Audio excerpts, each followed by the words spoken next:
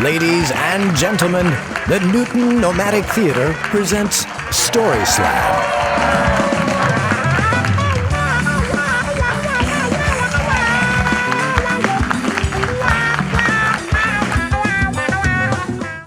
Good evening, everybody! I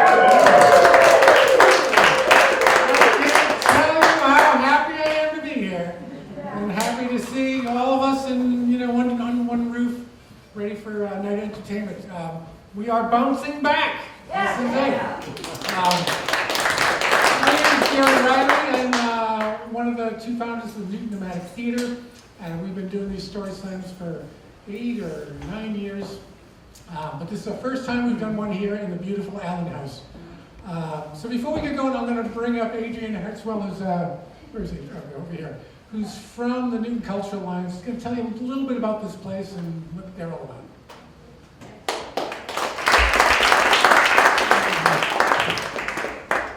I'm not tall enough for this mic stand, so. Oh boy, these lights.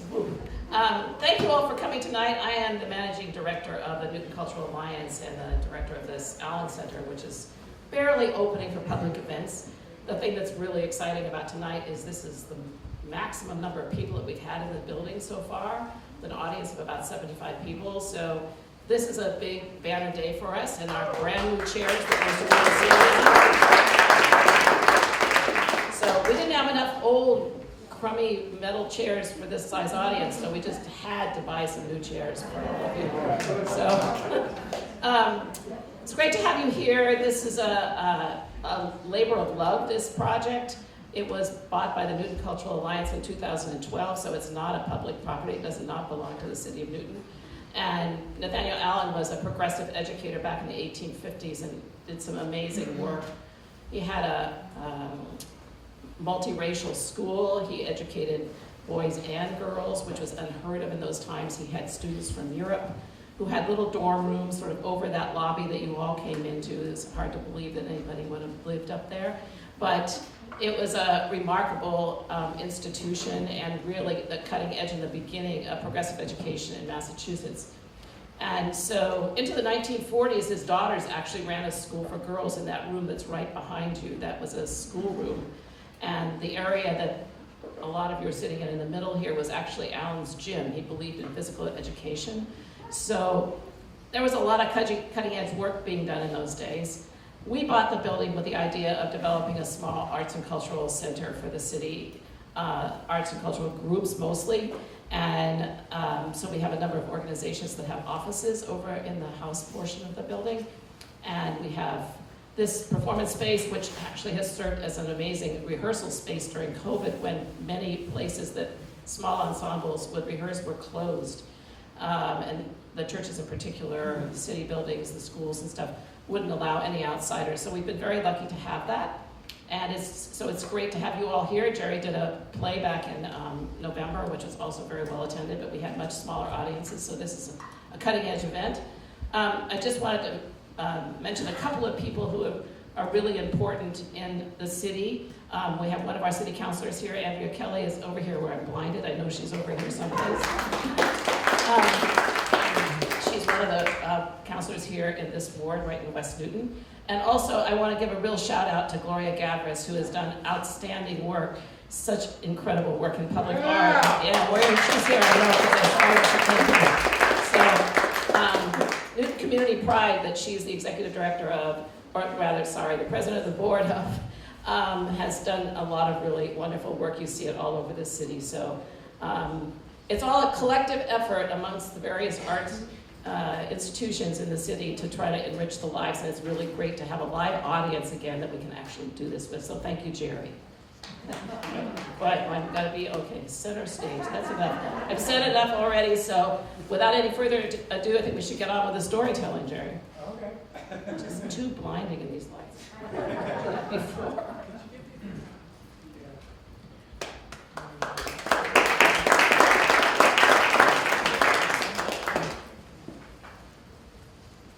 So before we get started, I'm going to tell you a couple of things we got coming up. We're starting to think. We haven't been doing anything for the last 2 years, hardly at all. But we got 2 or 3 things in the works. Most of them are not quite nailed down yet, but they're coming. So Miss Delta Township, which Adrian mentioned, which is a one-woman show that was absolutely fabulous, brand new show that we brought here in November.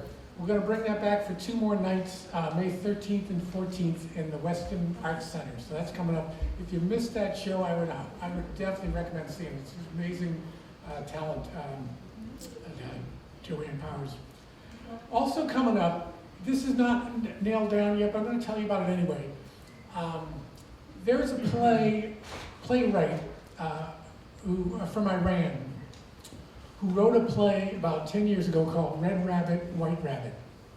And he cannot leave the country for, political reasons. So he took this play and he sent it out into the world with some very, very specific instructions. The play's been done all over the world. It's been done by some very famous actors. It's been done by theaters all over the place. But the way the play must be performed is that you recruit an actor, it's only one actor, and the actor can never have seen the show before and never have read the script.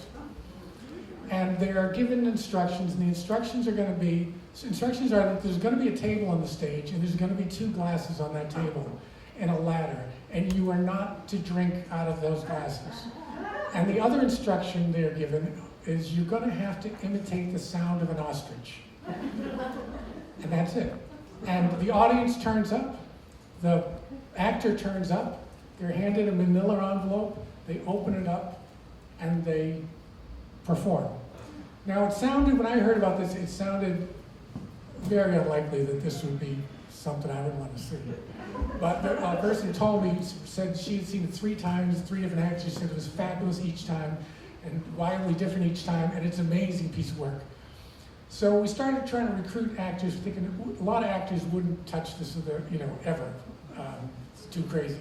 But an actor who we worked with before, we thought he'd be perfect for this. I called him up. I said, "Have you ever heard of a thing called Red Rabbit, White Rabbit?" He said, "Oh, that is the most amazing thing." And I said, "Oh, you've seen it." He goes, "Yeah." I said, "All right, well, you're out." But then he raved about it. He said he's seen it a couple of times, and he actually produced this. So I'm very excited. This is coming. We're signing up. We have 2 actors we're talking. They're both well-known actors, and they're both equity actors, which normally we can't deal with equity actors, but we think we can because this is a special thing. So stay tuned for that. If that comes together, I'm thinking in the next month we'll do that. Maybe 2 or 3 performances with 2 or 3 different actors.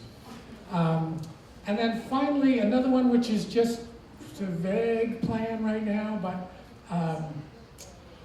there's down on the Martha's Vineyard, there's a theater troupe called Shakespeare for the Masses.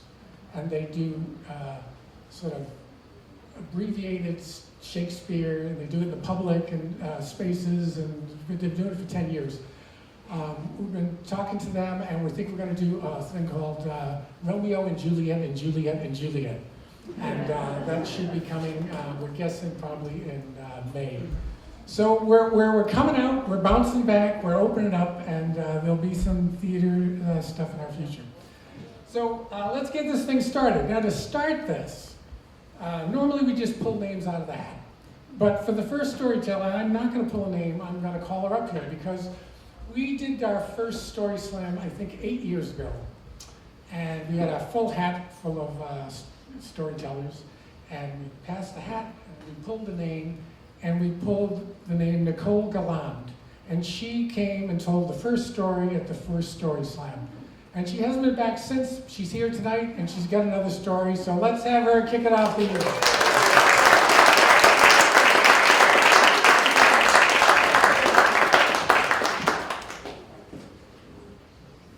Hi, can I take this off now? Yeah. All right.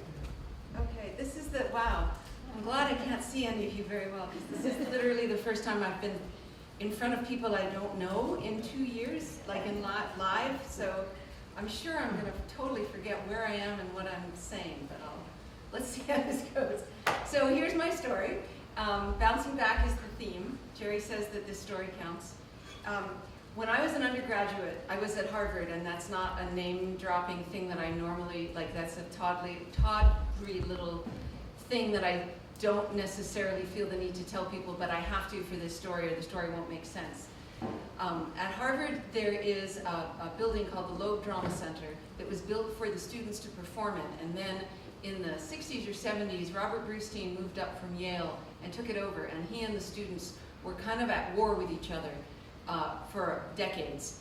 And he convinced Harvard that he should have access to the space, and the students really just wanted it to be their space. So it was a constant ongoing battle, and when the dust cleared, this was before I was a student there, when the dust cleared, the arrangement was that there's one space called the X, which is a black box theater, and the X only belonged to the students. Brustein was not allowed to set foot in it or do anything in it without written consent of the undergraduates. There is also a rule, this is the backstory part of the story so that I can tell the story itself smoothly, I hope. Harvard has a rule. There's a thing called reading period, which is a 2-week period right before the exams happen. And no one is allowed to rehearse or open a play during reading period, which usually means there are no plays happening during reading period. So I was involved in theater my whole time there. I was only an actor though, and then, I mean, not only an actor, but everything I did was acting.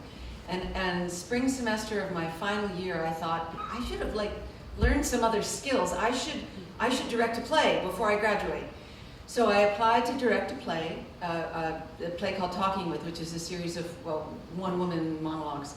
And I said to them, they said, well, there's no slots open. And I said, so, okay, this reading period thing, if I rehearse it right before reading period and open it the night before reading period, then I'm not rehearsing it or opening it during reading periods, and then I could just run through reading period, right? And they all kind of looked at their little things and were like, we don't like that, but technically we can't actually stop you from doing that. So what that meant was that I was directing a show, my first show. I was terrified during this period when the assumption was nothing would be going on in the X. And Brustein himself assumed that nothing would be going on in the X, which was a reasonable assumption. And therefore he thought that he could just go in and use the X himself, which was not a reasonable assumption, because he wasn't allowed to, and he also happened to be wrong. So I was terrified. I felt like a fraud and an imposter, but I was doing it, and this was my one chance ever to sort of start off figuring out how to be a director. And then I get this message saying, you can't do your show because Robert Brustein needs to rehearse his show in the space that you thought could be yours.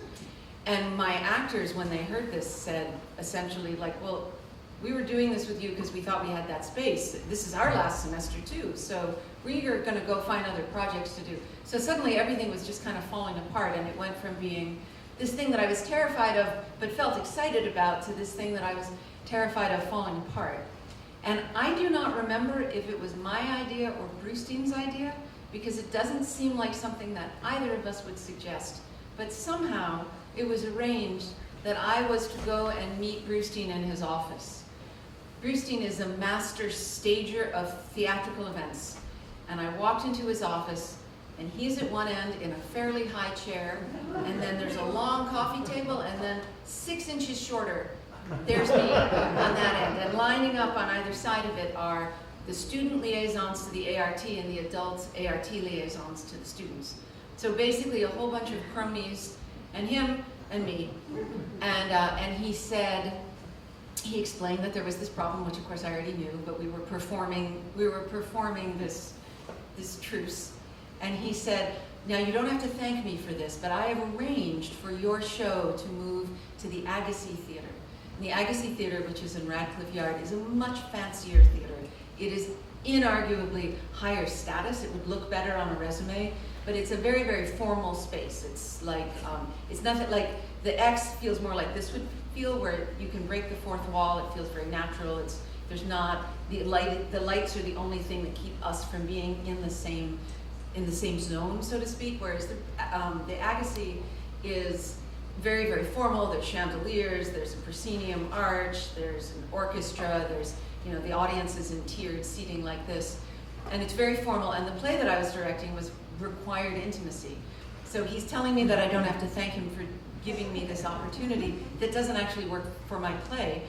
And all of my conscious mind is going, I don't have any right to be here, I just have to give it up because this is definite, because he's the boss.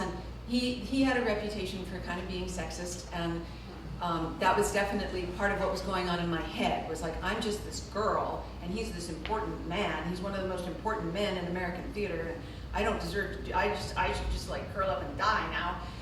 And I heard my voice without my willing it. My voice explained to him that I had a very informal piece, and it was a very formal setting, so thank you, but that space just will not fit the needs of my piece. And if he was familiar with my piece, he would recognize that, and he would understand why it didn't work. But if he thought it was such a great place to be, maybe he could rehearse his play there. And he said, well, I can't do that, I have these big set pieces, blah, blah, blah. And then I spent several minutes very helpfully trying to help him figure out where he could rehearse his play. And then he said, well, what if we shared the space? What if we negotiated a sort of a truce and a piece, and I could rehearse, we could rehearse at certain times, and then you could perform at other times. And I said, I'm completely willing to do that, but of course we have to set up our audience and strike it, and we have a set, and you have your own pieces. So there'll be a lot of like setting things up and striking them. And since I'm doing you a favor by letting you into a space that I have a right to and you don't, and my voice is like, I didn't just say that. Did I just say that to Robert Bernstein? What? Did I just say that? I said, since I'm doing you a favor, we're just a bunch of girls. You're gonna have to hire some union guys to like do all that tech, the load in and the strike and stuff. And so Bernstein has the most terrifying eyebrows of any human in the history of humanity, and he uses them really well. And so his eyebrows were like doing this big eyebrow dance, which was terrifying, and which is why I couldn't believe that these words were coming out of my mouth that had nothing to do with the rest of my identity. And he said, okay, well, let me think about that, and I'll get back to you. And I stood up and I walked out of the office, and I physically fell. But two of the students from the Harvard Radcliffe Drama Board were there, and they had both grabbed me, not because they knew I was about to fall, but because they were so excited that someone had just stood up to Robert Bernstein, that they grabbed me in a sort of a celebratory way. And it's really good they did, because literally, like, I just went limp in their arms. And they said, this is great. While we're at it, let's just get rid of Bernstein altogether. This is the beginning of a movement. We're gonna get the ART out of the Loeb forever, and we're gonna take it back. And I said, I just want to direct a play. I can't do that. So for about the next week or so, there literally was this groundswelling where everybody, all of the student body, wanted to get rid of the ART, and they felt that I was just the person to lead them to it. And I made it really clear that that was so much more than I could possibly handle. But Bernstein was so freaked out by me, I was told, I have not spoken to him again since ever, that he found a different place entirely to actually rehearse his piece.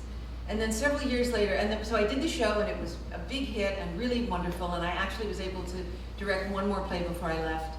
And then a few years later, I was in California, where I was getting a PhD in drama at UC Berkeley, which is not a thing that would have happened if I hadn't stood up to Bernstein the way I did, because I would have had no directing chops at all. And somebody who had been at that meeting came into this little theater where I was seeing a friend's show, and he walked in and he looked at me and said, Nicole Galland? And I said, I know who you are. How do you know who I am? And he said, everyone knows who you are. So anyhow, and I've been directing intermittently on and off ever since, including for Newton Nomadic.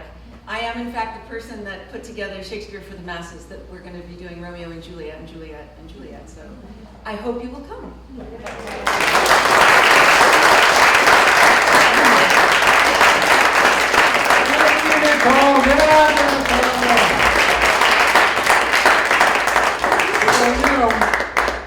She does the same thing to me. I whatever she says, I just do it. I don't have the eyebrows, but I'm working on it.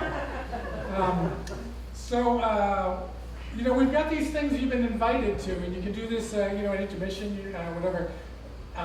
If you don't want to get up and tell a story, you can write a little mini story, and we'll be reading those in between. So I'll kick off with a couple of these little mini stories. Last night, my wife and I arrived at our friend's house to have dinner and then to go to the Nomad Theater to listen to stories. Our friends were surprised to see us because the event was tonight. And they were very gracious and welcomed us anyway. And we bounced back, and we're here tonight.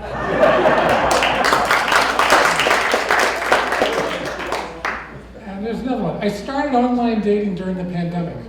I met Pandemic Man. Believe me, he was no superhero.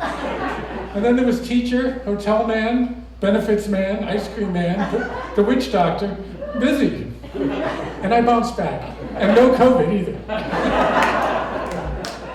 So let's pull a name out of the hat here.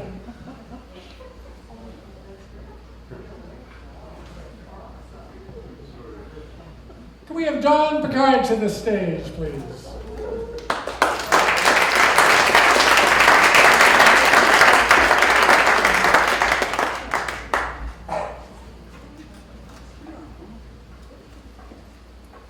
Hi.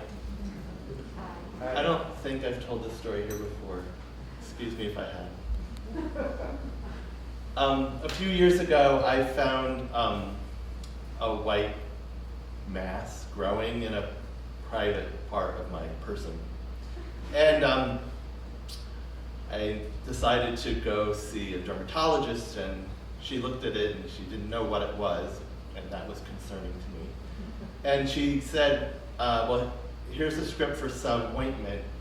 Use it for 2 weeks, and if that doesn't clear it up, you need to see a urologist. And so, roughly 2 weeks later, I was seeing Dr. Sam. And I'm in his office, and it felt just like after a handshake, how do you do? He asked me to drop trow.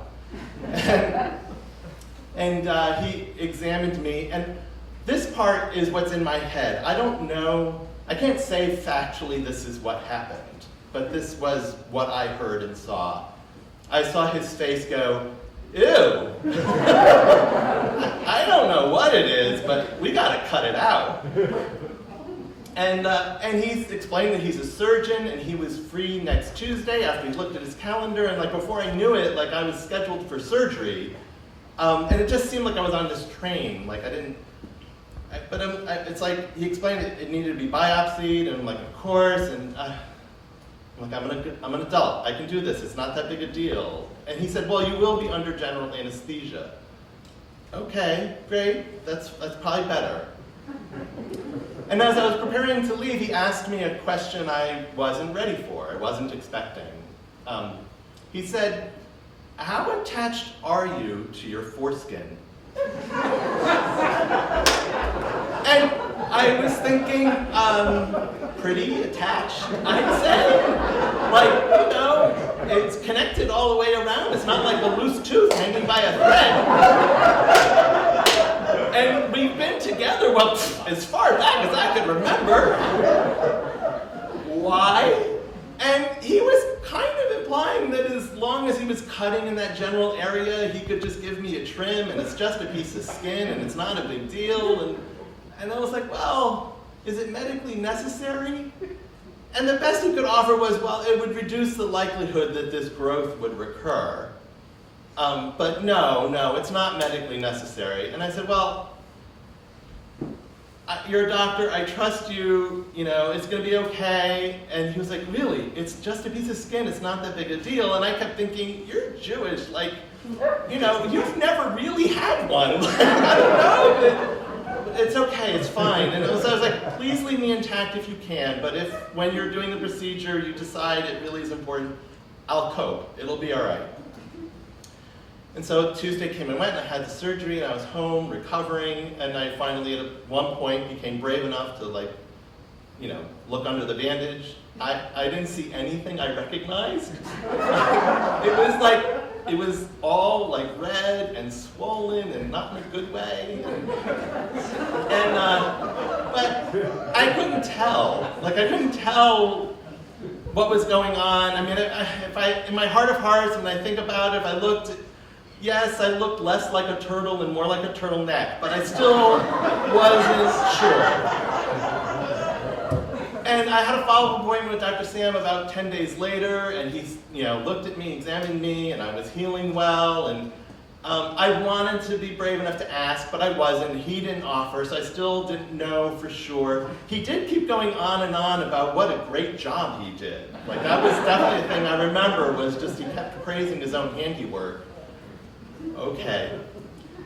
The other thing he said was the lab results came back, and it wasn't cancer, so that was yay. But he said, I still want you to see a specialist, at a downtown hospital, Dr. Dave. He just needs, it's nothing urgent. You could schedule that for whenever you're free. Like, it's no big deal. And okay, fine.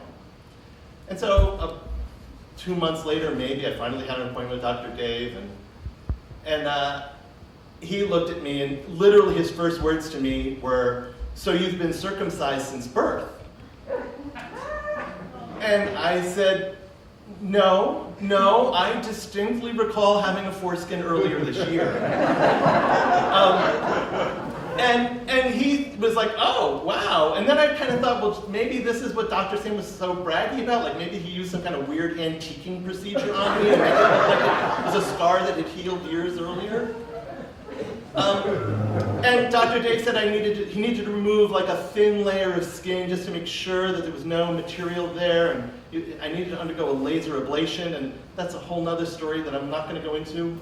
But it was, he was like, it's no big deal, you'll be under general anesthesia, but it'll be like skinning your knee.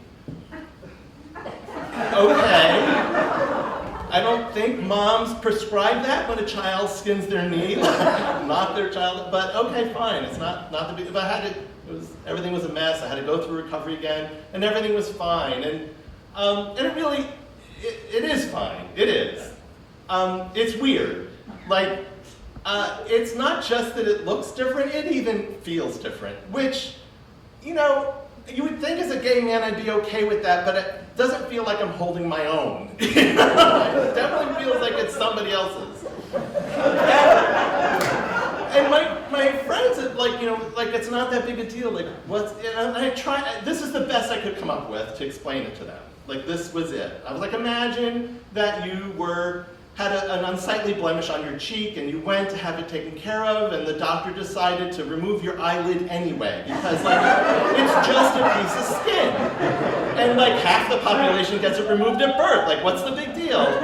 And you're like, okay, and so you're home, and everything's fine, you've recovered, and you happen to see yourself in the mirror.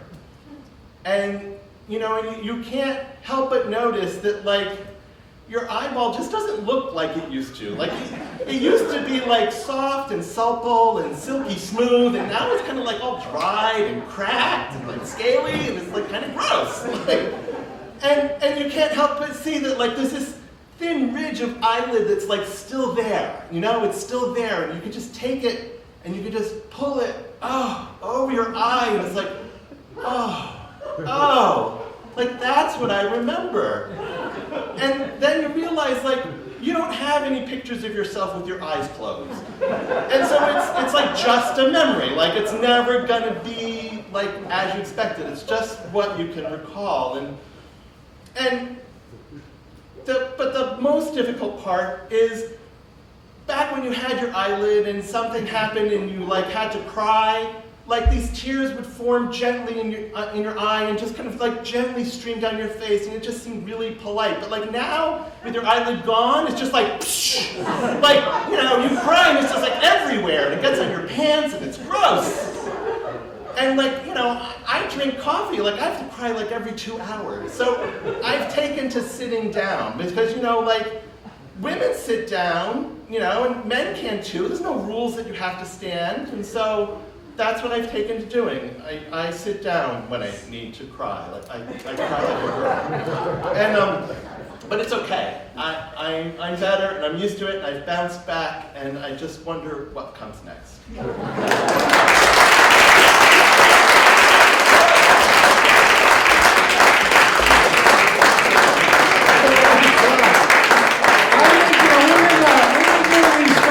For 80 years, and I think that's our first foreskin story. I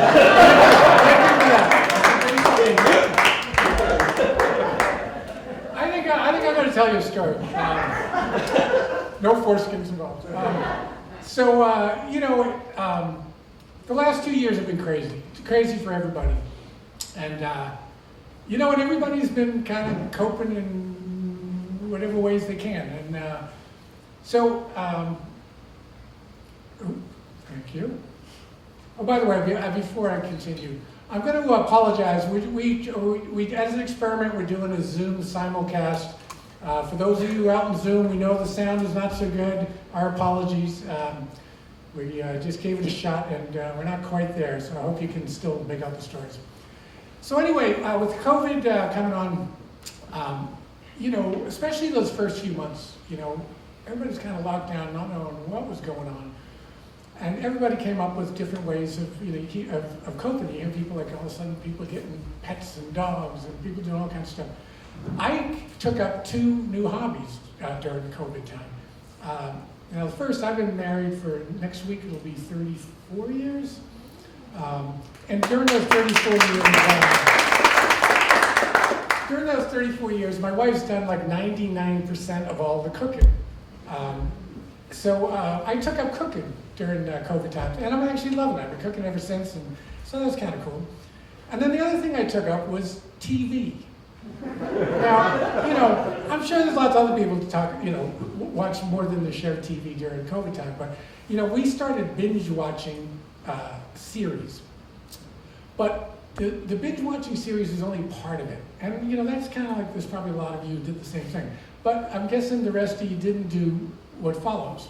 So what happened was, the first one we watched was a series called Tiger King. It's a wild, crazy story. It's a documentary, true story about these insane people who keep real tigers and whatever. So we watched this whole thing beginning and end. I can't remember how many episodes it was. It's totally into it. And when it ended, I kind of was inspired. So I live down in Upper Falls, and down there there's a park called the Upper Falls Greenway. It's a little railroad track. And if you go down the far end behind the Avalon apartment building, one side is this apartment building, and the other side is the Newton DPW yard. So I went down there and I took, through the bushes, and took a picture of the chain link fence of the Newton DPW yard. And I went home and I downloaded a high-res photo of a tiger, and I superimposed it on this picture of the chain link fence, and I printed it life-size on a big vinyl tiger. And I hung it on the fence. So if you're walking down there, there's bushes and trees and stuff, and through the bushes there's a life-size, very real-looking lion walking past the chain link fence. So I put this up there, and mostly to entertain myself, and I figured it would probably last like a week, 2 days or something, I was down there 2 days ago. 2 years later, it's still there, and it's still startling people. And it's kind of cool because you could go by it 10 times and not even notice if you didn't happen to look, but when you do, whatever. So anyway, time went on. We got into another series called Money Heist. Money Heist is the Spanish series. And it's kind of this, it's cartoonish, but it's great. And it's these, the professor is the genius, recruits all these people who have nothing to lose, and they're going to do the biggest heist in human history. They're going to take over the mint of Spain and run the mint 24 hours a day. So they go in, they take everybody hostage. Now, a key thing in this whole series is when they go in, they take all the hostages. They have these Salvador Dali masks, and they put the masks on all the hostages and on them, so the police can't tell who the good guys and the bad guys are, and the police can't start picking them off one by one. So everybody's walking around with these big, big mustache Salvador Dali masks. So we watched the whole series. We got to the end, and I was inspired again. So we're back down to the Greenway, and found this tree. We got a ladder, went way up in the tree, and made a dummy, and I had this dummy looking out from behind the tree with the Salvador Dali mask right up there. So I loved it. It looked great. So I come home. The next day, by this funny coincidence, there's a website for the Upper Falls Greenway that was set up years ago when we were trying to get it built. Well, I had forgot all about it. I had forgot the website was even there, but apparently it's still there. And there's a contact button, and if you press the contact button, it sends me an email address. So the next day, I get not one, but 2 emails from 2 different women who said, I was walking on the Upper Falls Greenway, and I saw this very scary figure up in a tree, and it really startled me, and could you see about getting it taken and removed from there? So I thought, this is really funny. I'm putting stuff up, and now I'm being recruited to take it down again. So I sent them an email saying, I saw that, I kind of liked it, and blah, blah, blah, I kind of go away. Well, next thing I hear is, I got a call from somebody at City Hall who says, do you happen to know anything about a dummy in a tree in the Greenway? And I said, I'm saying nothing. I said, well, Apparently, a woman's been calling every day, and there's a crew going down there to take the dummy out of the tree. So I've wasted your taxpayer money on the services. So finally, we then saw the series Squid Game. It's a Korean series, totally whacked. And in the first episode of this, there's this game with this big doll. If you haven't seen it, it doesn't make any sense. If you have seen it, you know what I'm talking about, the big doll and the guys in the costumes, whatever. So I went out and after this ended, and got these figures on Amazon, these little Squid Game figures, because you know the series had just come out, but of course you can buy things on Amazon because you can. So I got these 3 figures, and there's a construction site across the street from the house, and I posed this little tableau from Squid Games, and that there. So this is kind of my way of dealing with COVID. My way of bouncing back is to take these series and bring them out, into the real world. So right now I'm watching a series called Ozark. Fabulous series. It's kind of a heartwarming story of a family who's money laundering for the Mexican drug cartel. So it's not over yet, and I don't have exact plans, but I do have $20,000 worth of fake money right here, and I'm sure I'll come up with something.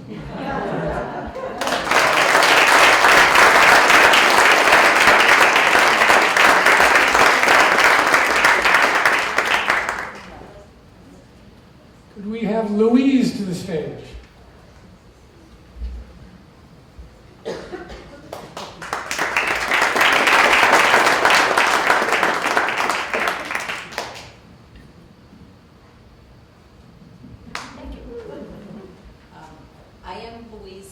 Sacco. I'm Jerry's sister, and that becomes part of what I'm going to tell you about.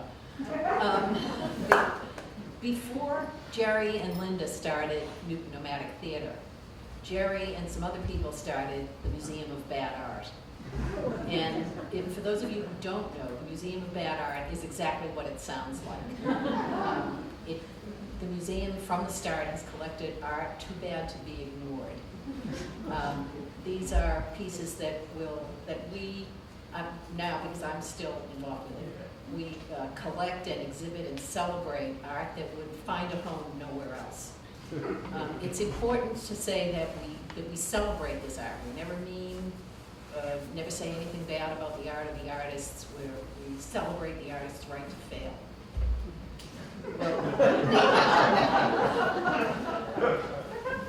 For a long time, we had space in the basement of the Dedham Community Theater in Dedham, Massachusetts, and we also had space in the Somerville Theater a little later on. But around the year 2000, Jerry and his wife Mari and their friend Scott decided it was time to move on to other things. And I had been a volunteer all along. Obviously, I get involved in Jerry's schemes. I became the acting interim executive director, and a few years later, the position was made permanent, so I'm now the permanent acting interim executive director of Bad Art. We also have a curator, a new curator not the founding curator, since about 2000, Mike Frank. And Mike and I have kept this museum going with space in Dedham Community Theater and the Somerville Theater, doing some programs here and there, publishing a second book. The first book had been published on Jerry's watch. But around in 2019, we had lost our space in the Dedham Community Theater, new owner, and they had different ideas about the space. And the Somerville Theater said we had to get out of that space too. Now, we had these spaces for free, which allowed us to always have free admission to the museum. And we had a few bills to pay, but we sold some books and postcards, and people made donations, and it was enough to keep it going. But we lost our space completely, and so things have happened before. We can always find someplace else. So we started asking around late in 2019. And then as that was going on, early in 2020, we got a call from a summer arts festival in Quebec City, Passage en Solis. and they wanted us to come to Quebec with about 100 pieces for 4 months in the summer, so very exciting. This was early in 2020, you know what's coming. Everything stopped. No one would talk to us about possibilities for space. The festival in Quebec got canceled. We had almost 700 pieces of bad art and nowhere to show them. Nothing to do with them.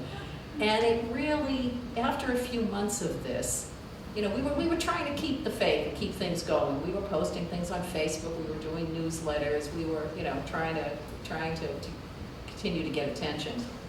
But we were starting to talk about, well, this started in 1993, maybe this has been the run. It was a good run, it was more than Jerry or anyone else expected when it started.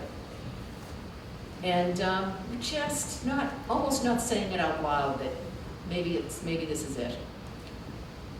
And I got a call from the librarian at the Tewksbury, Massachusetts Public Library. Over the preceding 10 years or so, 3 different times I had gone up there with a slideshow about the Museum of Bad Art, MOBA, as we call it. And the librarian said, what would you think about doing that slideshow you've brought to us? Could you do it on Zoom? I said, yeah, I think we could. So Mike and I worked on it and developed it a little bit, and we did a Zoom program. We called it Mobile 101, an introduction to the Museum of Bad Art. And we did this for the Tewksbury Public Library. They got a great response. The other important thing is libraries pay for these programs. So that made us say that, well, let's see if we can interest some other libraries. And it turns out that it's really easy to get a list of libraries in Massachusetts with email addresses of key contacts. So there's a website, just pull it off. So within a couple of weeks, we had sent out 400 emails to public libraries in Massachusetts. And 2 weeks later, 12 of them had signed up for these programs that we were doing. So we developed a couple of different programs so that, you know, if they really liked it, they could do more than one. So in addition to Mobile 101, we had doppelhangers. These were pieces that intentionally are not resembled famous people. In the Nude, N-O-O-D, naked people in the museum. A visit to the MOBA Zoo. And Tough Times, how art helps people get through everything from a bad day to dystopian apocalypse. So these 5 programs, we got first immediately these 12 libraries in Massachusetts. Well, the 12 libraries in Massachusetts encouraged us, so let's offer this to other places. You don't have to be nearby to do something on Zoom. And it turned out Massachusetts is the only state in the union that it's easy to get such a list. But we worked state by state and found ways to dig out names, and in the end sent something, anywhere from 50 to 300 emails to every state except Hawaii. In Hawaii, email addresses of libraries are top secret. There's no way. You can call the libraries and they won't tell you an email address. But anyway, we ended up we'd get things like, the first one we did in Illinois, that librarian got on a librarian's listserv and said it was a good program, and all of a sudden we heard from a bunch more Illinois libraries. We did 91 of these programs in 2021. We've got 35 already booked for this year. And now we're starting to, in addition to the public libraries, we're starting to get bookings from community groups, from senior centers, from businesses that want to do events for their employees. And we've decided that Canada's a decent target. But the other thing that happened through all this is we got attention in lots of local newspapers because the library was doing our program, so they would cover it. And the people in Quebec that had blown us off the year before noticed and started thinking about us again, and called back and said, that show that we couldn't do in 2020, want to do it in 2021? So last summer we had 4 months in Quebec in a beautiful 3-story exhibition building. We were the first, it was brand new, we were the first people in there. The most elegant venue we've ever been in. And they've just asked us to come back this summer. All of this turned around because the librarian in the Tewksbury Public Library called and asked if we could do this program. And it's wonderful. Thank you.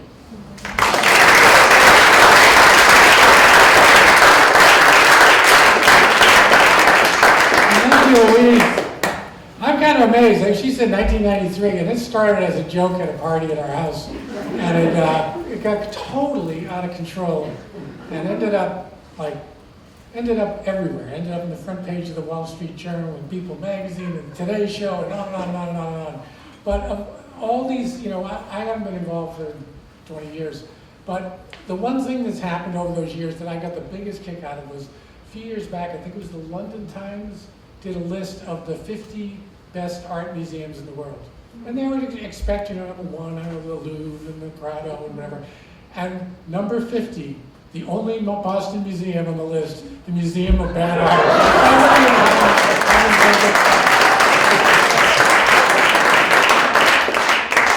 So here's a couple of bouncing back little mini stories.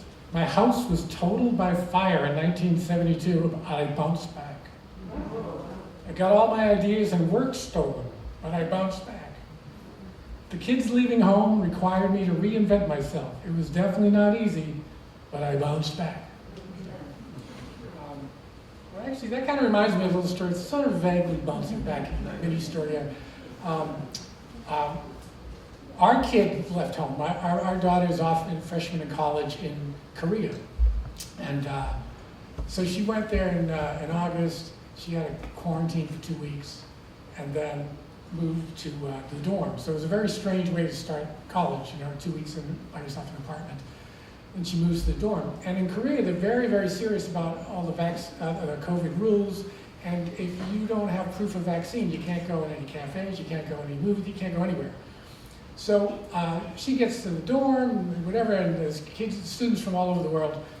And they quickly find out that everybody in Korea, nobody will take American vaccine cards as anything but a joke, because they're a little piece of paper and there's no security. So they're being treated as if they have no vaccination. And so she and a couple of the other American students are like freaking out. They can't go anywhere. And all their other friends are out. So incidentally, we didn't hear about this till January. My daughter fessed up one day. She said, so, I don't know if I ever told you this. So she said, so we were sitting around that first week and we couldn't go anywhere. And we said, what are we doing? And we started talking. We said, maybe we should get Korean vaccinated. And they go that would be like getting a booster, right? It'd be like a booster, And so they convince themselves, yeah, it's just like getting a booster.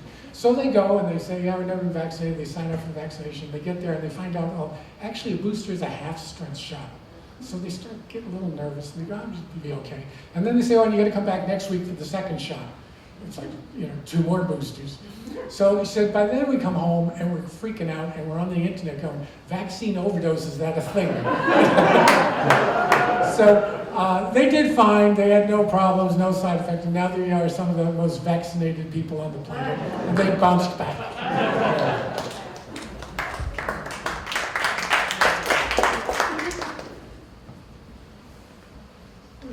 One more storytelling, and we'll take a little bit of a break. So, could we have Jin Ho Kim to the stage?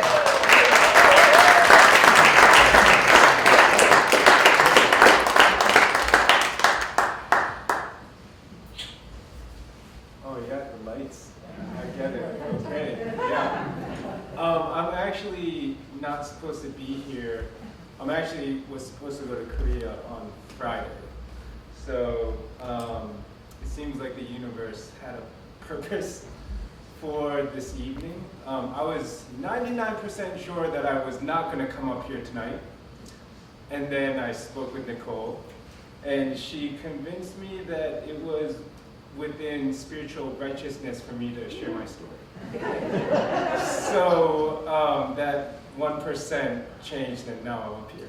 I didn't prepare anything, so I apologize. It's a little, doesn't make any sense. But When I was 25, I was diagnosed with something similar to multiple sclerosis, and it's called ankylosing spondylitis.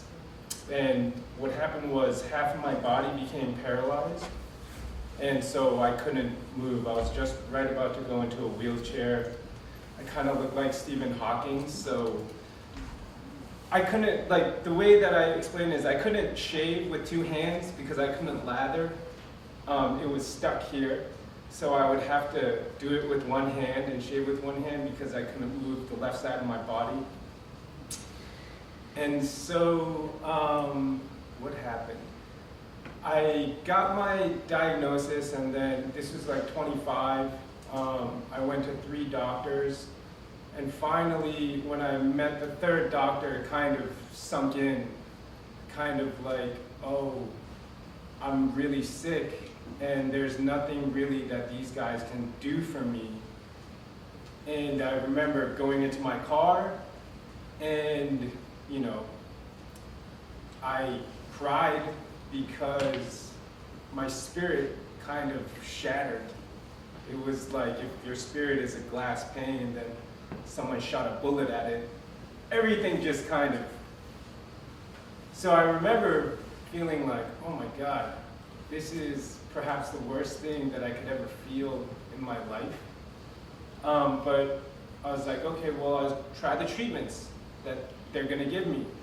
And so for about 1.5 years, I took a whole bunch of prednisone, steroids, and then non-steroidal anti-inflammatories.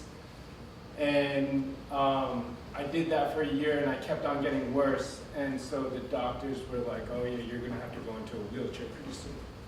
And I was like, no, I'm not. The issue was that I had been a very good person throughout my 25 years up until that point. You know, like, I had been an obedient son. I did all the studying while all my friends were going out doing all the things that I wanted to do, like chase girls and drugs and have fun. You know, I was being a good person. And the fact that the universe put this on me made me so angry that I was just like, you know what? Okay, I'm gonna die this horrible death and turn into a cripple. I'm dying. I'm pretty much gonna be dead anyway. So I might as well fight this out the best that I can. And so I told the doctors, you know, basically, are we allowed to swear? Yeah. Yeah? All right. I was like, you know what? Like, for a period, I did the research. I went to specialists. I looked at this point, I was really well educated. I had like 2-3 masters under my belt, a solid bachelor's at really fancy schools. So even though it was in liberal arts, I could still figure out. I was like, look, man, what the hell is an autoimmune disease? Like, why is my body attacking itself? Like, what did I do? They'd be like, we don't know. I was like, but I don't understand. My body is supposed to protect me. Why is it attacking? It doesn't make any sense. Like, philosophically, that doesn't make any sense to me. And they would be like, well, no, that's just the way it is. And I was like, look, I don't respect that line of philosophy. I have my own philosophy, and I grew up under a tradition where your body's supposed to protect you. If it's not, then you did something wrong. So, like, I feel like I did something wrong. What can I do to make it better besides taking this medication that eventually is making me basically shit blood? And it was that kind of interaction. And eventually I went to enough doctors and had enough fights that it was just like, okay, right, there's no reconciliation. If I'm gonna find something that's going to help me, cure me, or whatever it is, I can't get it from that. That was a very difficult realization to have. So I just kind of set out on my own, like kind of with like a dead man's mentality. I got nothing to lose. And I started looking for natural cures. So, you know, I started whatever I could find, books, you know, internet stuff, curcumin, oil pulling, yoga, acupuncture, anything I could find. And So about 5 years ago, there was a treatment called the GAPS diet where they were focused on fixing the autoimmune system through your gut. And the focus of that was fermented foods. And I grew up eating Korean food, which is all fermented food. And so when my parents, I was still really sick at the time, like, you know, I was like basically just eating and sleeping and couldn't really move that much. They were going to Korea and I was like, all right, I'm gonna go find the best fermented foods ever, you know? And so I went with them to Korea. We were only supposed to stay there for a month. My parents went back and I stayed. I was like, look, I'm not done doing what I'm supposed to do. I'm gonna stay here for another month. They were like, okay. The reason why I stayed there was because my parents are Buddhist and they know a monk in Korea. And so one day we went to his mother's house and she set out a table, like traditional Korean food that my grandmother used to make me when I was little. And I remember eating it, and then I went to the bathroom and I cried. And I was like, why am I crying? The reason is that I could taste the earth in the food, right? It's, you know, like I know that my mother cooks with love, but this was a different level. I could taste the continuation from land to hand to me. And something convinced me that I was supposed to look into that. So I stayed another month, and then 1 month turned into 2 months, and 2 months turned into 6 months, and I called my parents and was like, look, I just rented an apartment here. I don't know when I'm coming back. I'm like, okay. So I realized that the focus of Korean food is their sauces. They have bean paste sauce, and soy sauce, and then red pepper paste sauce. And in the old days, everyone used to make their own sauce. And I was like, oh, I need to fix my gut system. So I'm going to learn how to make these sauces because that's the focus of what I'm trying to do. And so I wrote out an application to Fulbright, and they rejected me. So, I've known a lot of people who've done Fulbright, and like, I don't think their topics were as interesting. So I was like, you know what, never again. I'm just gonna write my own book. That was about 3 years ago. So during this time, I'm still going to like acupuncturists and traditional Korean medicine doctors, and I started to like look for sauce masters to teach me how to make sauces. And so I've been doing that for like the last 2 or 3 years. Most recently, like a year ago, I found a monk who is teaching temple food. And the philosophy here is this word called sunmat. And in Korean, everything in Korea, like everything is made with your hands. Like you make the sauce with your hands and you mix stuff up with your hands. And I came across this word called sunmat, which means taste that comes from your hands. And so that's what I decided to write my book on. It, you know, the easiest way to explain it is that it's the taste of love. Like, but it's more than just like your emotion at the time. You'll trace it back to people who take care of the land, right? So in Korea, like the first taste of sunmat that you have is your mom's, because she's gonna feed you. And the spirit of cooking, I feel like that's what I was trying to focus on, because, you know, people, you go out and you eat, a lot of people are just trying to make money, but not everyone is trying to feed your spirit, to nourish your spirit. That's the best type of food I think you can get in life is, you know, a mother's spirit infused their kids to try to do something good in the world, you know. So most recently, last 6 months, I found this protocol called the medical medium. It's a lot of, vegetable, fruit-based, and it's really, it's healthy. So this 15 years of just dark, hard struggle, you guys are seeing me at a point where I am truly just bouncing back.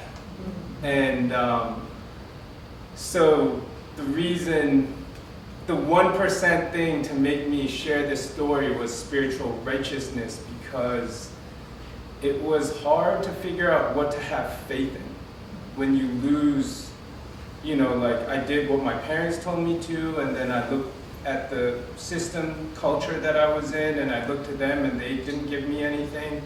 So I was looking for my own, what do I have faith in? And I think it came back down to nature, As I studied political science and philosophy, I realized that I was addicted to consumption, overconsumption, and never satisfied. And what I found out through my process was, if you have a compassionate heart and you can apply that to, your life and earth, then I think that you can find a path that, despite being in the darkest of situations, you can bounce back.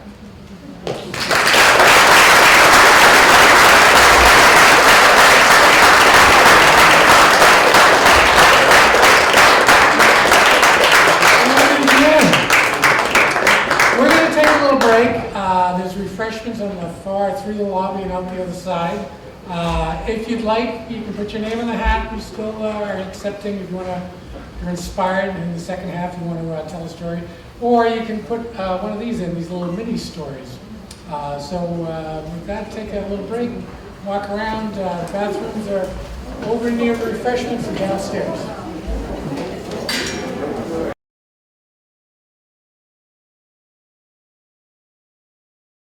Welcome back, everybody. We're going to get started again. Could we have somebody pull a name out of that?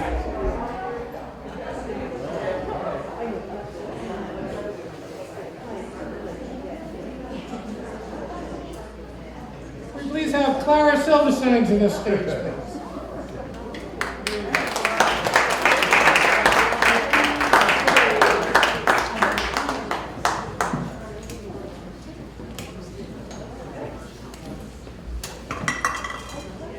Well, these are hard acts to follow, but I'm going to try.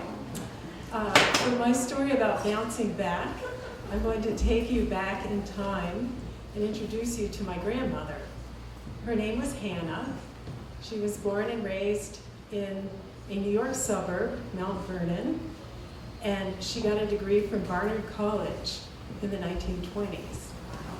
And pretty soon after she got her degree, she got married. She met my grandfather at a party in Richmond, Virginia. She was visiting a cousin, and that was it. She was smitten. She moved down there and pretty much lived there the rest of her life. He was a good catch. He was handsome, of course. He was also a good athlete. He played golf and won championships in local tournaments. And he was also really wealthy. He was part of a family real estate business. And his father had at one time been called by the newspaper the Napoleon of Richmond real estate. He was one of the largest landowners in the city, and he had commissioned and helped design a mansion on one of the finest streets in the city, which is actually in ignominy. It's Monument Avenue, where the Confederate statues were, but that's another story. In an architectural history book, this mansion was described as the most ostentatious house on the block. And my grandparents lived in quite a nice house of their own. It was overlooking a lake with a fountain in it and a public park. And everything was going along really well. that is the house my mother was born in. And it seemed like they had quite a bright future, except in the 1930s, the Great Depression happened. And long and short of it is they lost everything. They went into foreclosure on their properties, and the bank came and took their houses. They also lost their cars and their means of income. For my great-grandfather, the Napoleon of real estate, this was just too much, and unfortunately, he jumped out of a window. But my grandparents kept going. They moved in with a relative, and my grandfather tried to find work in real estate again and finally gave up. He took a job at the Philip Morris tobacco factory, and he was a foreman. It was a really hard job. It was very noisy in there, very hot and humid because the tobacco had to be kept at a certain level of humidity so it wouldn't dry out. And he was just exhausted and pretty defeated. But my grandmother had a very different attitude. She was the first in the family to go back out and find a job. She could play the piano, and so she took a job as the music lady at a preschool. And she had a lot of energy and enjoyed that job. She also began to teach, and little by little she worked her way up, and she ended up being the director of the school and then the owner of the school. And this really helped keep her going and helped fund the family for the next 30 years or so. But the thing about my grandmother also is that she had such a good attitude. She adapted. She had grown up with a lot of luxury. She had a live-in maid, and then, of course, when she was first married, they had live-in help. This did not continue, but she was able to just simplify her tastes. I never, when I knew her, heard her talking about the clothing she wanted to buy or the furniture or the new car. She really didn't care about that. If you went out to dinner with her, she ordered a sandwich or a hamburger. She never drank. She just liked simple things and learned how to live that way. She smiled a lot. We used to kind of joke that she was in La La Land because everything was perfectly lovely and sweet, dear. But now, as I look back on it, I think this attitude is what carried her through. She was the family's cheerful front person. She didn't let really one of the darkest times in American history and one of the most awful times in family history get the better of her. And this is a lesson that I would like to learn as I am now bouncing back from the pandemic. Thank you.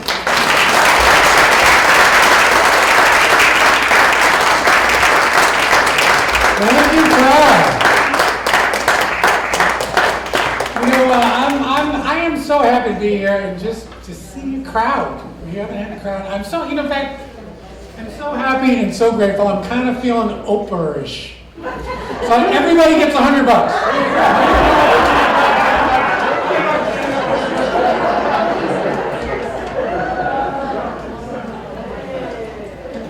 Anyway, I've got a few more of these little stories. These three are on a theme. I had a kidney stone while traveling out west alone. As I lay on the Emerson gym floor, first time up the course, early a.m., October 2019, wondering why I kissed the parquet with my left eyebrow, causing a delayed undiagnosed subdural bleed and subsequent emergency brain surgery. And I bounced back. This one said, I had some health issues, and I bounced back. Hey, pick a name here. Please. Now. Can we please have John Mcdonough to the stage? John Mcdonough, some of you may know. John Mcdonough did a one-man show with us called The Captivist, and I can't wait to hear what story he has. Well, what Jerry's referring to is I've been driving a yellow cab in New York for the last 40 years, and I was telling stories about it in a bar, Rocky Sullivan's on Lexington Avenue, with other cab drivers, and then it eventually evolved into the Fringe Festival in New York, and it went over well. And then the founder of the Irish Repertory Theater took it on as a project to produce it as a one-man play, and he had me there for 3 months, and it was sold out. The play was great. But what would happen every night, I would go out after the show was over and meet people that saw the show, and they always would come up to you and say, listen, those stories that you tell about cab driving, they're great. Have you ever done The Moth?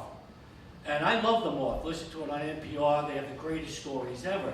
And I said, no, I never did it. But, every night, you should try The Moth. So after the 3-month run at the Irish Rep on 22nd Street, I decided, I'll give The Moth a run. So I went out to Brooklyn to the Bell House, which is their big place that they have The Moth. So I got there early. So I wanted to get in and get my name on the list, which was a mistake. So you get in there, and I'm sitting down because now my name is at the bottom of the hat. And watching now all the people go up, and everyone's getting drunk because it's the Bell House Tavern. And everybody's young. It's a completely young crowd. The hipsters from Williamsburg, they're all there, and the people from Park Slope. And and what I noticed, they're all young, 22, 23, and they have no life experience at all. All the stories revolved around, particularly the guys, they smoke weed, they drink beer, and they play video games in their mother's basement. It's all variations of that story. And the women that come up are complaining about their boyfriends who drink beer, smoke weed, and play video games in their basements. And this is it. Now, I don't want to go old school on them, but by the time when I grew up, when a guy was 22, he'd already graduated high school. He was in the Army, out country sentenced to some foreign country. We already killed people. We got him back, got married, had a couple of kids, got divorced, and that was by 22. So you had a lot of life stories, unlike these kids today. So I didn't get called because now I'm at the bottom of the hat, and they were picking it. And what I also know, they were drunk when they got out there, and some people had to be pulled off the stage. And I'm wondering, how does The Moth produce a show that is so great? It can't be doing it with the people I'm seeing here in Brooklyn. So then I wait another month. I say, I got to give it a shot. I got to get up and tell a story. So I go now. They have it in Manhattan at the Housing Works down in Soho. So now I make sure I go in a little bit late. I make sure I sign up late and that the name is sitting at the top of the list. And so the MC gets up and he starts talking about it. He goes, well, here at the Moth, we are against all these phobias, transphobia, homophobia, xenophobia. He went on for 5 minutes about these phobias. And I'm thinking, oh, I have to be against or for one of them, or I don't know what stories I'm going to tell. And then he gets up and he says, we would prefer, if you're telling a story, don't talk about other ethnic groups that are not your own. Only speak about the ethnic group that you're part of. I said, I come from New York City. You can't tell a story without a Jewish guy, an Italian guy going into a bar, or an Irish guy. I said, I would be a mute if I can't tell stories about other ethnic groups. And the story I was telling that night was me and my friend Seth Goldman from Brooklyn, Jewish guy, and that the Amazing Race had picked us to be on the show on CBS. They picked us, we didn't pick them. And the story I was telling was about how we got onto it. We did a video where I said, listen, how are we going to lose this thing? I said, we got the luck of the Irish and we got the chosen people. And Seth looks into the camera and he goes, listen, I'm the only Jew in New York with no ambition. That's why I drive a cab. So needless to say, when they got that video, they flew us right out to California. It ended in disaster, but that's a whole another longer story. So now I'm thinking, I got to tell this story.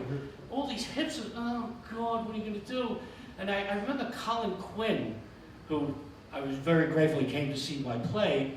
He told a story about why he doesn't do colleges anymore. And he was talking about this neighborhood in Queens called Jackson Heights.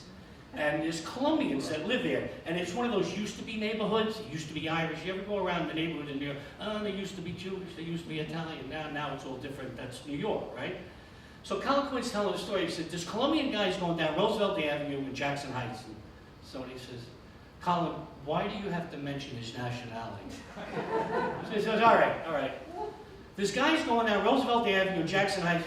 Colin, why do you have to mention his sex? So Colin Quinn goes, all right, this life force is going down Roosevelt Avenue in Jackson Heights of Queens. So this is what we're down to, with everybody's getting upset. And you could just see at these moth things, it's a very woke crowd.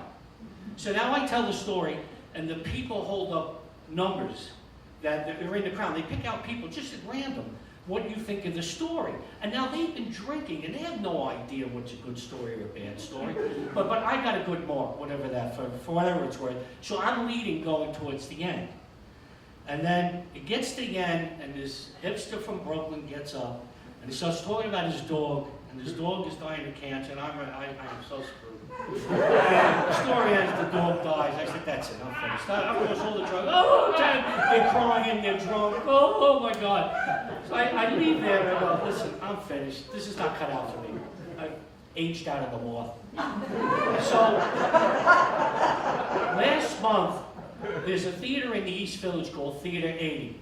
It's very famous. It's at 80 St. Mark's Place. And my friend owns it. I know him for 40 years. It's called Theater 80. And he had a loan out on the building. He's been there for 40 years.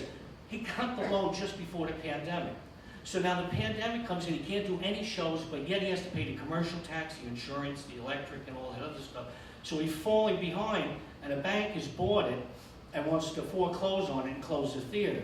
So I said to him, you know what, I'll do my play. It's now called Off the Meter. I'll do a weekend there. I was with a theater festival called the Irish Origin Theater Festival, and I'll donate all the money to it. And the press went wild. The New York Times did a story on it, all the television station, about this, broken down hack from Queens is coming into the East Village to save his friend's theater on St. Mark's Place, Mr. Smith goes to Washington type of story. So the show sold out right away. So now when the show ends, it's the same thing. People are coming up to me. You ever think about doing the moth? Listen, I'm at the bar there. I don't want to hear it anymore. So this one woman comes up to me, and she goes, listen, you ever think about doing the moth? I go, oh, here we go, guys. I said, let me tell you something. F the moth, it sucks. Unless you're talking about a dying animal, forget about it. You're not getting on. So she hands me a card. And on the card it says, The Moth, Artistic Director, Catherine Burns. And she goes, I run the Moth. So I start doing my Ralph Cramden. Humna, humna, humna. I bribe a dust. And standing next to her is Edgar Oliver, who's one of the most famous storytellers in the East Village. He's this guy from Georgia, and he talks like a very haunting, a weird voice and everything. So here I just rubbished their whole life there. And I said, oh, listen, I am so sorry. I do like the moth, but it doesn't seem to be for me. She says, get in contact with me. So now I got to go on the apology tour, right? So I see her email. I send her an email, and now I also do a radio show in New York every Sunday. I'll be doing it tomorrow with Mallory McCord. And we tell stories about New York City and some of the things that have happened. So I sent her an email, apologized, and I said, listen, you come on our show, we'll talk about the art of storytelling and about the history of the moth. They have a book coming out this year. So she said, that's good. And she says, listen, we want to have you on the moth, and you don't have to tell any stories about dying animals. I'll get you on. So in the next couple of months, if you listen to NPR, you might hear this crazy cabbie from Queens telling some crazy story with ethnic groups. Thank you.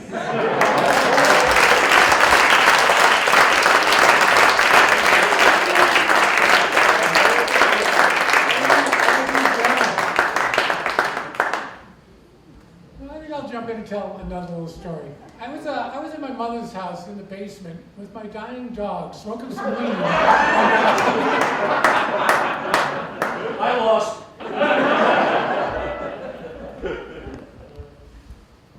I was betrayed by my life partner, and I bounced back. Yikes. Trump, Delta, Omicron, and I bounced back. Thursday morning was beautiful, sunny, fresh snow lining every tree branch. I started to cross the street and realized the car coming towards me didn't see the stop sign, didn't see the intersection, and didn't see me. I jumped out of the way, back to the curb, and the car brushed against me. But I stayed upright and safe, and I bounced back.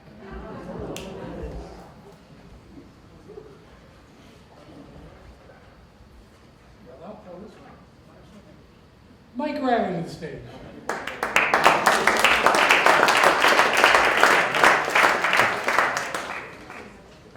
I'm Jerry's brother.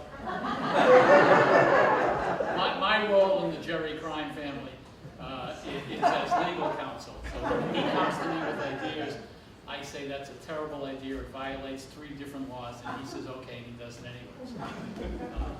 And the part about him being in the basement smoking pot was true. There was no dead dog involved, but he was definitely. So bouncing back, Jerry was saying he was going to do that, and I was thinking, you know, it involves memory. You got to remember what you're bouncing back to. And when I think about it, I realize that everybody's got a different memory, remembers different things. People say I got a good memory or bad memory. It's not really true. You have a good memory for certain things, a bad memory for other things. I'll give you an example. My passion is book collecting. Since I was a teenager, I've collected books. I've got probably 15,000 books in my basement. I have an incredible memory for books. If I'm in a used bookstore and I pick a book up, I know if I have a copy of it. I know if I have this edition or a different edition. I know whether my copy has a dust jacket. I know whether mine is in better shape or worse condition than the one I'm having. I'm the same way with bookstores. I used to travel a lot, and I would always try to build in a day to go book hunting. And I would go to 5, 6, 8, 9, 10 stores in a city. If I went back to that city 10 years later, I could find every one of those stores and remember all the details. On the other hand, I was telling this stuff one time at a party, and my wife said, "What color is the couch in the living room?" I guessed wrong. I have a terrible memory for names. And I always say my 2 failings as a trial lawyer, I had a terrible memory for names and a weak bladder. So what I thought I wanted to talk about, though, in terms of bouncing back, goes back 30 years ago, 1992. 1992, I had a automobile accident case. The insurance company wasn't willing to pay enough. We had to go to trial. And the trial was in Greenfield, Massachusetts. I don't know if you've been out there, way out in the west, right on the Vermont border. It's a nice little city. It's one of those places that you tend not to go there unless that's where you're going. There's not a lot there. 2-day trial. I was going to stay in a hotel. I drove out first thing on Monday morning, got to the court at 8:45. The lawyer for the insurance company says, "I got to ask for continuance. I can't get my witness in." I say, "I'm going to object."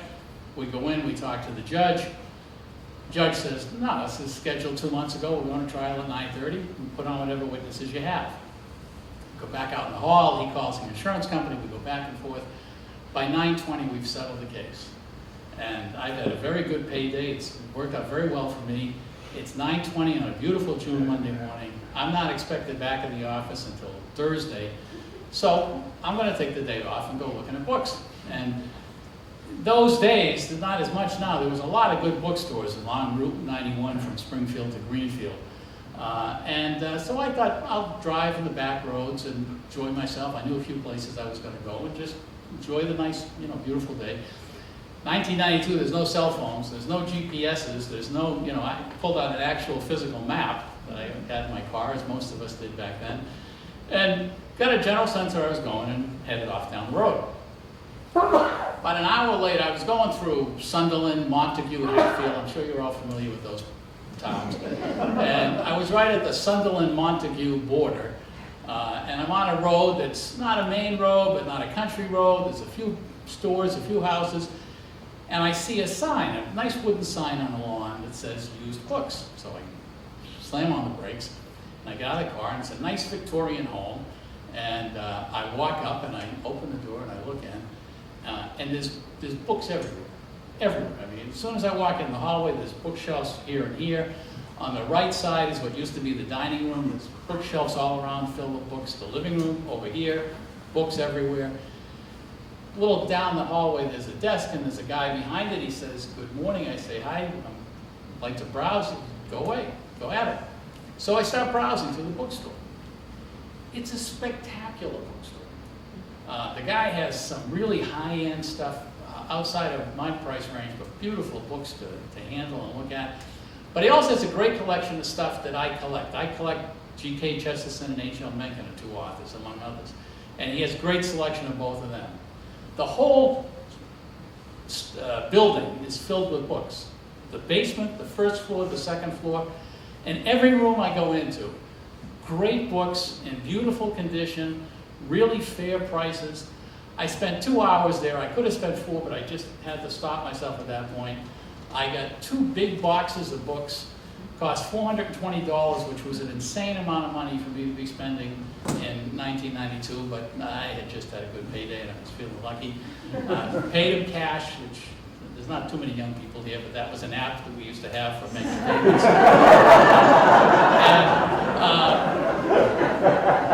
Fantastic. And I got talking to the guy, and the guy was a classic kind of story. He had been in finance in New York, had done very well, always wanted to run a bookstore. He and his wife moved out there. This was his life dream. We got talking, I remember, about science fiction, and he told me about this author named Avram Davison, who I had never heard of before. And I ended up collecting Avram Davison. I learned about it from this guy. As I was leaving with my 2 big boxes of books, I thought to myself, and I still think this to this day, this is the best experience I've ever had in a bookstore. And I've had a lot of experiences in a lot of bookstores, but it was the single best visit to a bookstore of my life. So I left, I went home, that was great. I didn't get out to Greenfield very often. It was probably 3 years later that I got back out that area. I had something in Greenfield, Superior Court. I got out of court at 11 o'clock, headed right back to the store. Now, I knew exactly where it was, and I knew it was after the gas station and before you got to the 7-Eleven on this road. Got to the gas station, slowed down looking for the sign, didn't see it. Didn't even see the house. So I got to the 7-Eleven, and I knew it was before that, so I turned around and I went really slow. And I couldn't see the house. I couldn't see any place that looked like it had been torn down or there was a new building. Nothing. I'm mystified. So I got to the gas station. I went to the guy at the gas station and I said, I'm looking for this bookstore that used to be right along. The guy said, I've been here 10 years. There's no bookstore here. I don't know if this was like a prank or a practical. I mean, it was, because I knew, you know. So I get in the car again and I drive really slowly, looking at every single house. I mean, I had the exact picture of this house. It's not there. I go to the 7-Eleven, and the guy says, I've been here 15 years. And I never saw that bookstore. I got back in my car, I drove around for 2 hours. I retraced the path that I knew I had followed that original time 3 years before I came. I drove all around the neighborhood. Nothing. I got back home, I realized I never knew the name of this store. It just said used books. And I hadn't paid by check or by credit card, so I didn't know the name. There was no internet in 1995. I looked in phone books, yellow pages, all that kind of stuff. Nothing. In the next 10 years, I got out to Greenfield 3 times. Every time I got to Greenfield, I spent at least an hour trying to find that goddamn store. Or at least the building that it was in. I talked to every bookstore owner within 30 miles of that area. And bookstore owners all know who the competition is and who the other stores are. None of them knew what I was talking about. When the internet became a thing, I've spent a ridiculous amount of time trying to find some trace of it on the internet. Nothing. And the thing that I want to make really clear here is, this isn't like a ghost story, right? This is not like some mystical, bookstore that appeared magic. When I decided that I'd talk about this, the first thing I did is I went to my bookshelves and I picked out my copy of H.L. Mencken's Heathen Days, which is one of his memoirs. It's got a beautiful bright red dust jacket. I bought it at that bookstore for $21 in 1992, and it's been on my shelf ever since then. And I went to my copy of G.K. Chesterton's essay collection from 1909 called Tremendous Trifles, which I have a beautiful copy with an embossed cover, which I paid $16 for. And I got it at that bookstore, and it's been on my shelf since 1992, and I held both of those books in my hand last night. They exist. And I looked at my collection of Avram Davison novels, which I bought because he told me about it. and they exist. So it was the best book experience I ever had in my life. It was 30 years ago, and in 30 years I've never been able to bounce back there.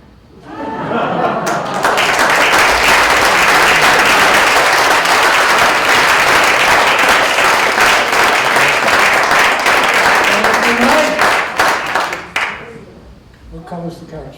I was orphaned at age 13, no, 43, and bounced back. I lost a golf match by missing a short putt, and I bounced back. This is what I can relate to. My 17-year-old daughter would rather have a painfully silent dinner than talk to me during quarantine, even though I was the only human being she saw for months. This past fall, she went off to college, and I bounced back. And it's funny, because I was talking to somebody, my daughter, when she was last year 17 at the house, she was upstairs that whole year, and we'd get 2 words a day. She went off to college. Now we get on FaceTime, half-hour conversations. It's kind of magic how that works. Normally we like to have at least 10 stories, and tonight we came up a little short. We only have 9, unless there's some last-minute storyteller here. I think I'm feeling kind of nostalgic, after being back here after all this time. So I think I'm going to tell a story, the first story I ever told at one of these events. I'm just going to, if you heard it, I'm sorry you're going to hear it again.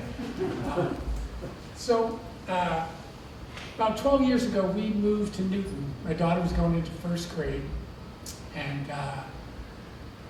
she had to get the school bus. Now, this is a whole new thing. When I was a kid, we didn't have a school bus.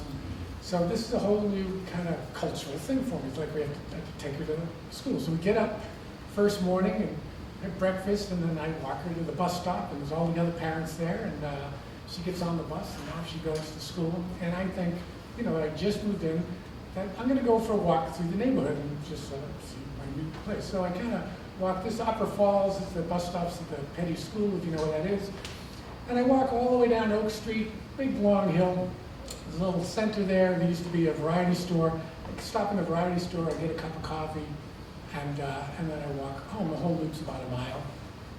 And then that became my morning ritual. So every morning, take Jay to the bus stop, and I'd go for my walk and get my cup of coffee. So this happens 2, 3, 4, 5 days or something. And so at this point, I'm now a regular at the variety store. I come in every morning, and how you doing, Tom? So I'm coming down the big long hill at Oak Street one day, and there's a guy coming up in a wheelchair, an electric wheelchair. And as he's coming up, he's just as he's going, past me, I'm a friendly sort. I say good morning, something like that.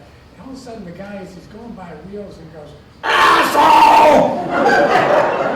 Freaked me out. Just totally freaked me out. Like, what did I do? So I go down to the store, I get my cup of coffee, and the guys are hanging out in the morning, and I tell them this story. And they go, "Oh, I can't remember what his name was," but they knew the guy. And they go, "Oh, it's not personal." They go, he's a nasty piece of work. He said he was a nasty piece of work, and then he was in a motorcycle accident, and he's got he's in a wheelchair and brain damage, but he's still just as nasty as he always was, and it's not personal about you, he's just that way. And I'm like, okay, all right. So the next morning I go take him to there, go for a walk. This goes a couple more days. 2, 3, 4 days later, all of a sudden, here he is coming up. So at this point, I'm much, kind of weird, And he comes by, and this time, just like the slightest, because I kind of want to be rude, the slightest acknowledgement. I just kind of like a little, little nod of the head. So anyway, this became a thing. I would see him 1 or 2 days a week. We would cross paths, and every single day, he would scream asshole at me. Now the funniest thing is, once I got over this and realized this wasn't personal about me or whatever, I started getting into it. And I would kind of like look forward to it. And so he would be coming up and I was like, "Good morning, asshole!" And this went on for months went on. And And he became part of my routine. And the days he wasn't there, I kind of missed him. So one day, coming down the hill, and I see him, and he's way down the bottom of the hill, and he's just stopped there. And I go all the way down the hill, and when I get down there, he kind of waves me over, and I don't know, his battery's dead or something's wrong, and he can't get up the hill. And he kind of points and asks me to push him up the hill. So it's kind of weird, you know? And I'm like, oh, okay. So I push the guy up the hill, and it's a heavy wheelchair. Those electric wheelchairs are real heavy, and this thing's kind of dead. And I push him all the way up the hill. It's, you know, quite a chore. And I get him up to the top, and he kind of waves me over here and to the bus stop. I guess going to get the bus. And don't say anything, and I walk off. And that's kind of weird. So a couple days later, I come down the hill, here he comes, good morning!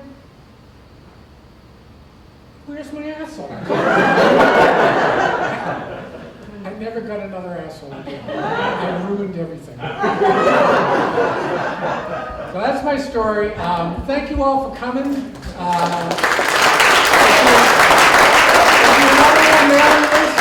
Join it, the mailing list is out there, and we'll tell you about upcoming events. And like as I said earlier, we've got 2 or 3 things in the works, and we're hoping to bounce back and get this theater up and running again. So thank you very much.